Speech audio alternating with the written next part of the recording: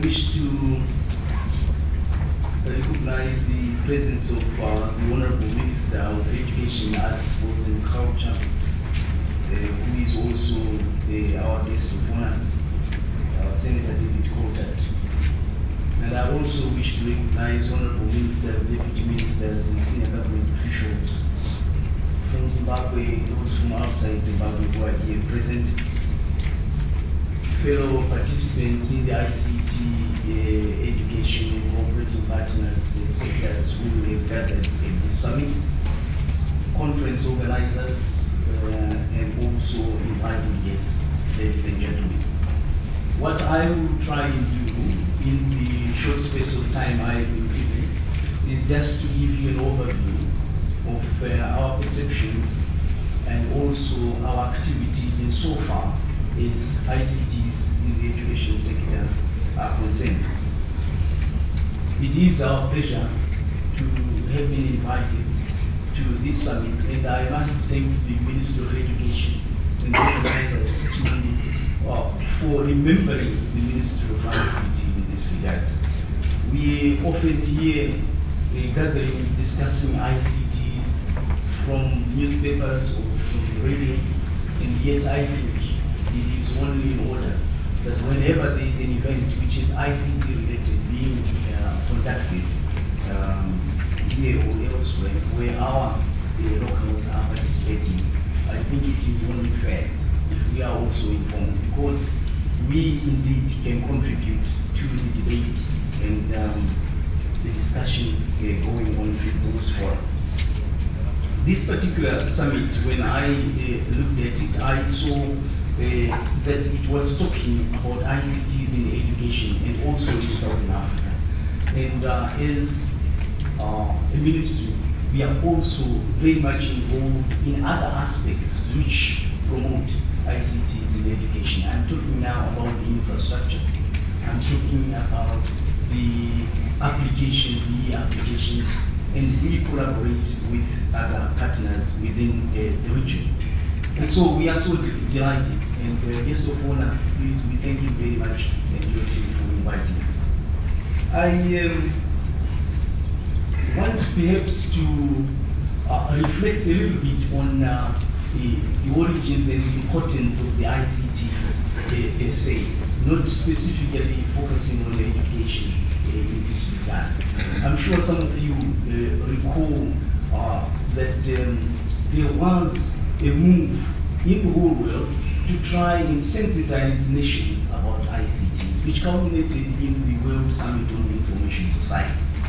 And the World Summit on the Information Society took place in Geneva in December of 2003. And the heads of governments who attended that summit, they appended their signatures to a document which has become the foundation of the World Information and Knowledge Society.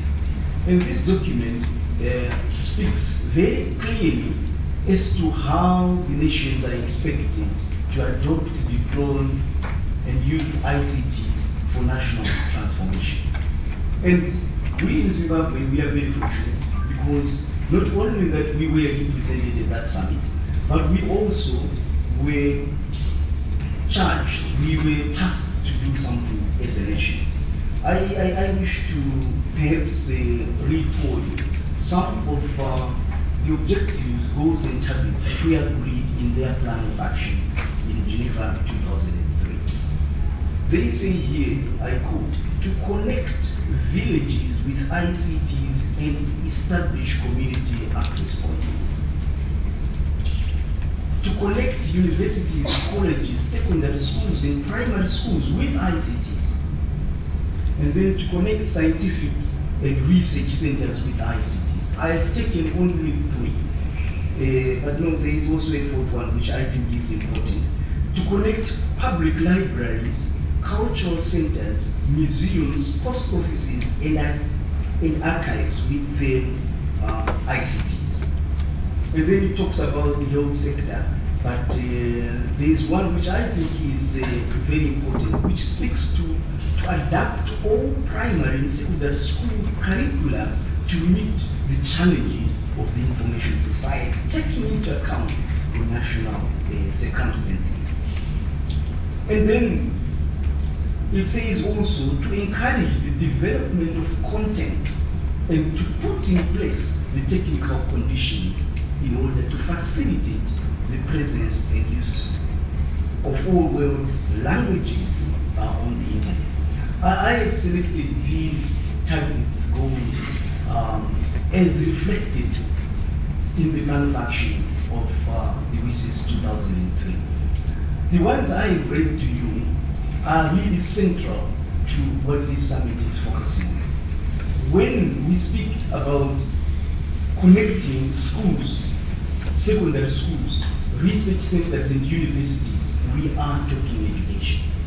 When we are talking about the development of content, appropriate content, and putting it on the internet to be accessed by the majority, either nationally and even beyond, we are talking about education.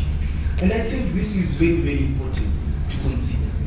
When ICTs come in, they are only enablers, they are facilitators. But otherwise, the core rests with the Ministry of Education in this instance, and also educators in general. We believe as a ministry, we have a role to play. We are not the experts in the education sector, but I think in the provision of ICT tools and resources, I think this is something which we have to stand up to and provide unreservedly. And as a ministry, we have therefore developed a strategic plan which spans 5 years from 2010 to 2014. And in that strategic plan, we reflect clearly our intention to assist the education sector achieve its mandate through the provision of ICT tools and also expertise. And we have taken this print and translated it into reality. Honorable Minister, you recall in your various discussions with the Minister of ICT that we intend assisting you with the computerization of the education sector. And from last year, we were trying to sort of come up with a blueprint as to how we will roll out a computerization program for the education sector. And we have been working with the Ministry of Education very closely through the Office of the Permanent Secretary and also the officials in the Ministry of Education, to the extent that we have come up with a list of the pilot schools we are going to focus on in the first phase. We have also come up with a model of how we see the computerization of the schools program executed, in particular the computer lab itself. We believe that some of the comments made by the Honorable Minister here are very, very serious and provoking to us as a ministry. We want to see the computers availability in the schools praised. And the 40-seater lab which we have come up with, there is a model in Mashona East. That is school which we identified courtesy of the ministry in Chokota. And this is a state-of-the-art lab. And we are also planning to do the same in the 80 schools which we have been given by the ministry. Spread countrywide, there are 10 schools, there are 8 schools per province.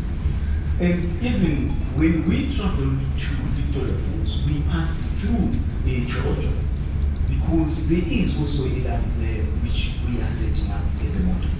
And we can assure that if all goes well, and if our plans are not disturbed, we wish to really cover half of your schools with this standard model within the next 2 years. There are also cooperating partners who are willing to support us in this endeavor, and we may exceed our targets, but we are truly grateful. We are trying to translate our strategic plan in response to the WSIS declaration and ask ourselves, how is Zimbabwe going to be viewed when the analysis and the final discussion on the WSIS program ends. We also believe that when we demonstrate the 40-seater computerized lab at a school, we are mindful of electricity challenges, the power challenges you mentioned based on the Honourable Minister. And we are going to demonstrate alternative sources of energy through solar. This is something which we would want, and we are working very closely with the private sector cooperative partners to ensure that we provide electricity through solar for those schools that are in the remote areas where there is no electricity grid. We are also working with quasi-government institutions to try and provide connectivity. And each lab is going to be connected to the internet. That is standard. It will also have a projector, it will also have a printer. That is standard. And we strongly believe such a model is really a starting point for computerization and the ICTs in education. Let me also then say, this is what we can do as a Ministry of ICT. We then invite Ministry of Education and its cooperating partners to then look into the development of the necessary content, because I think that is your responsibility. Of course, we will assist where possible, but I think this is the contribution which we would very much want to see. And I also agree with you, Mr. Ofona, that this summit comes at a time when all stakeholders are seized with the question of how can we collectively equip and effectively prepare the students to succeed in the 21st century. This cannot be done by the Ministry of Education alone, through other partners, public, private, even international players. I also believe that there are opportunities for private sector players in not only in the education sector, but in this instance also covering the ICT sector. We need infrastructure, communications infrastructure, to reach out to the schools, because we also are in the process of establishing community information centers, and there is need to provide infrastructure. We also believe that once you have provided the infrastructure, there are other supporting value addition services that should be provided. And this also calls for investors to pay particular attention to it. I wish to next conclude by saying the Ministry of ICT is not an expert in the education sector once again. But we feel that we are the experts in the provision of the tools which you require in the education sector. And these tools will actually enhance your operations.